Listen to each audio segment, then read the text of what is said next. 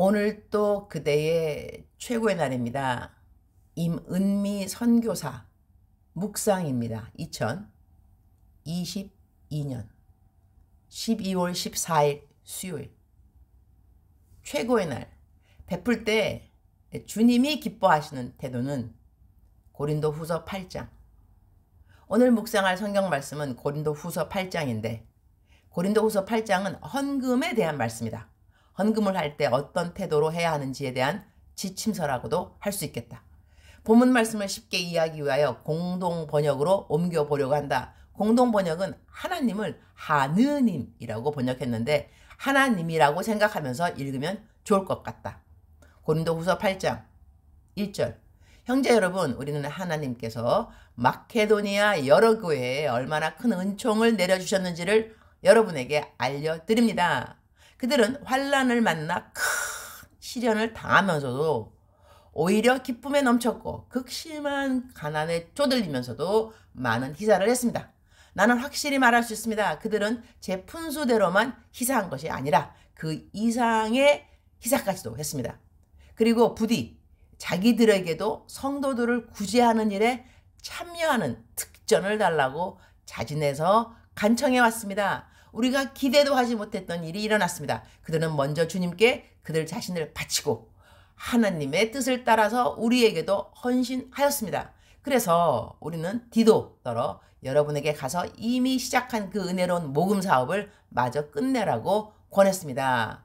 여러분은 모든 일에 뛰어났습니다. 믿음이나 언변이나 지식이나 열성이나 우리에 대한 사랑에서 여러분을 따를 사람이 없습니다. 그러니 이 은혜로운 모금 사업에 있어서도 뛰어나기를 바랍니다. 이것은 내가 명령으로 하는 말이 아닙니다. 다만 이 일에 열성을 보이는 다른 사람들의 이야기를 들려주고 여러분의 사랑은 얼마나 진실한가를 알아보려는 것뿐입니다. 여러분은 우리 주 예수 그리스도께서 얼마나 은혜로우신지를 잘 알고 있습니다.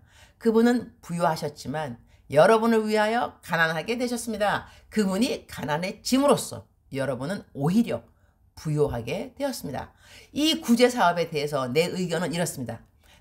이 일은 1년 전에 여러분이 먼저 시작했을 뿐만 아니라 또 자원해서 한 일이니 여러분이 완성하는 것이 좋겠습니다. 이제 그 일을 마무리하도록 하십시오. 여러분이 처음에 품었던 의욕을 실천에 옮겨 자기 힘이 잘하는 대로 그 일을 완성하라는 말입니다.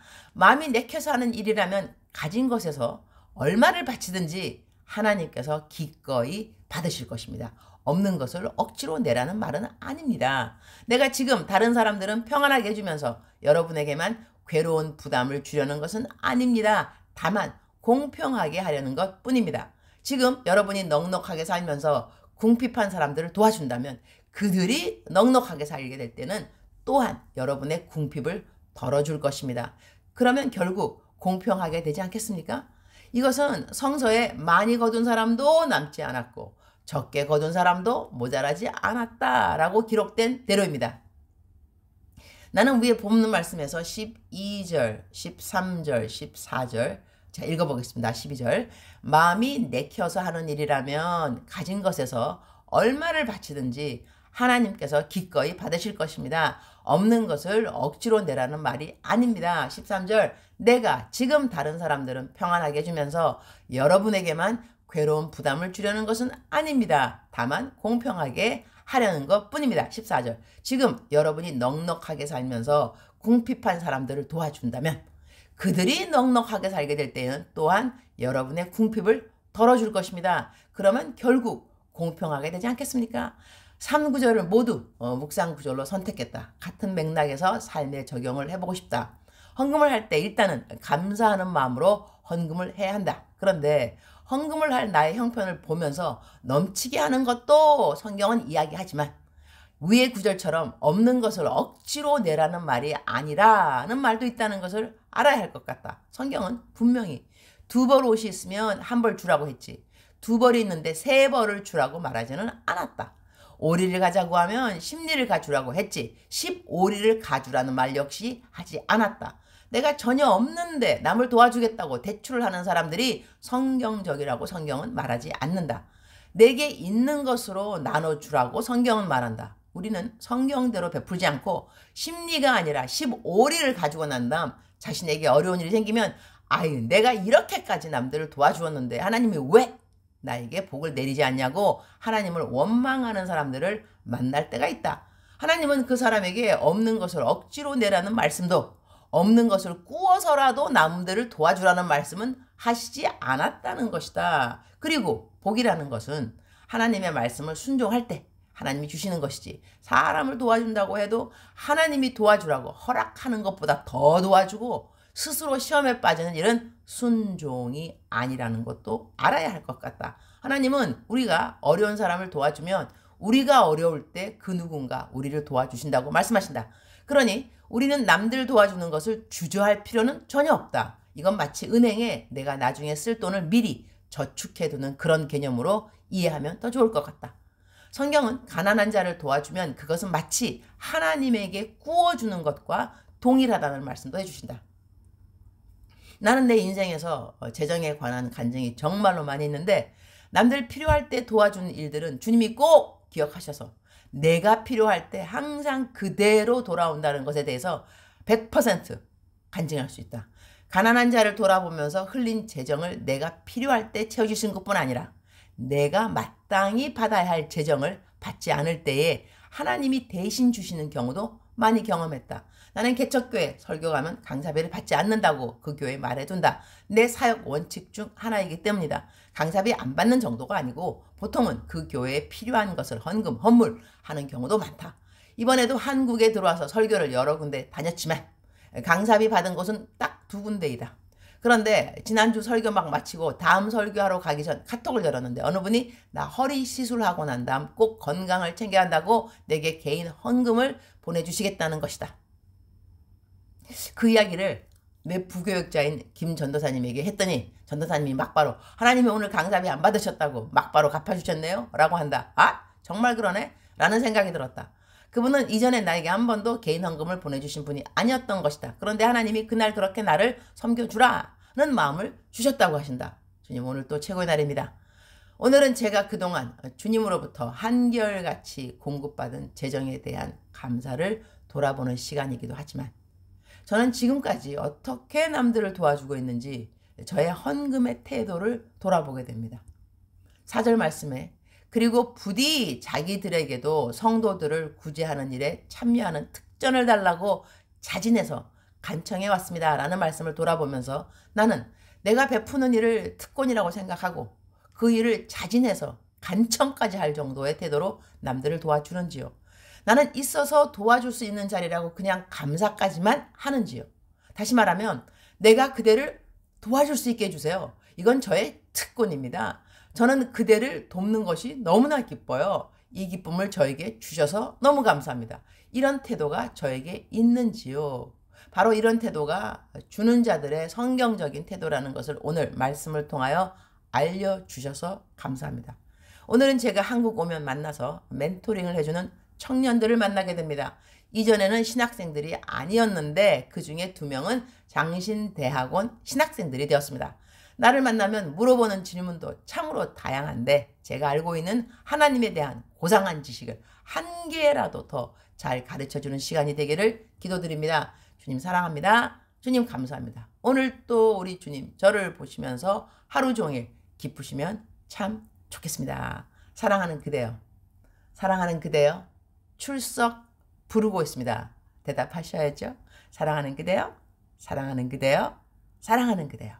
억만 번 더 들어도 기분이 좋은 말 들으면 들을수록 더더욱 힘이 되고 소망이 되고 새 기쁨과 감사가 되는 사랑하는 내 딸아, 사랑하는 내 아들아, 사랑하는 그대. 오늘 제가 녹음을 2번 하고 있습니다.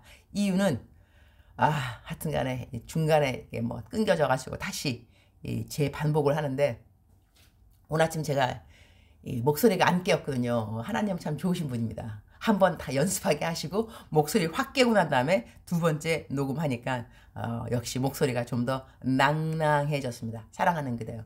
남들에게 주는 거 좋아하는 분이 있습니다. 그죠? 저도 그런 사람 중에 하나입니다. 이 주는 DNA가 하나님 믿고 난 다음부터 저에게 아주 인이 박힌 것 같습니다. 너무나 좋은 인이 박힌 것인데요. 사람에게 주는 것, 이것은 하나님의 DNA라고 저는 확실히 믿습니다. 왜냐하면 하나님이 우리에게 예수님을 주셨으니 어마어마한 선물을 우리에게 주셨잖아요. 그죠? 우리에게 주시기를 좋아하는 하나님. 그런데 그 하나님께서 우리에게 예수님 주실 때 뭐라고 말씀하셨냐면 우리가 아직 죄인 되었을 때, 아직 죄인 되었을 때, 즉슨 우리는 아무것도 받을 만한 자격이 없다는 것이죠. 그러니까 우리도 누군가를 줄 때, 사실 우리 사람들은 누군가에게 뭐 주고 싶을 때는 그 사람이 나에게 좋은 사람들입니다. 그죠? 내가 사랑하고 싶은 사람, 나에게 고마웠던 사람이라든가 아니면 긍휼을 그냥 베풀고 싶은 사람도 있을 수 있지만 보통은 우리가 좋아하는 사람에게 무엇인가를 주고 싶어 하는데 하나님께서는 우리가 아직 죄인 되었을 때 놀라운 고백이 아닐 수 없습니다. 그러니 자격이 없는 자, 그야말로 하나님의 완전한 긍휼하심 때문에 우리들에게 무엇인가를 주신 것이죠. 무엇인가가 아니라 예수 그리스도를. 그 이외에도 예수님 주시고 난 다음에도 우리에게 주시는 것은 너무나 많이 있습니다. 그죠? 매일같이 우리가 마시는 공기 하나님이 주신 것이고 바람, 하늘과 땅, 아직도 다 망하지 않은 이 땅에 존재하고 있는 많은 좋은 것들 다 하나님이 주신 것이잖아요. 그죠? 이렇게 받은 것이 많은 저희들이 재물도 마찬가지입니다. 우리가 재물을 벌 수 있도록 건강을 주셨고 직장을 주셨습니다. 사업체를 주셨고 이렇게 다 주셨는데 하나님이 주셔서 감사합니다 한 것을 가지고 우리가 이제 남들을 도와줄 때에 우리의 태도, 어떻게 남들을 도와주면 하나님이 기뻐하실까, 이것이 오늘 묵상 말씀의 포인트 중에 하나였습니다.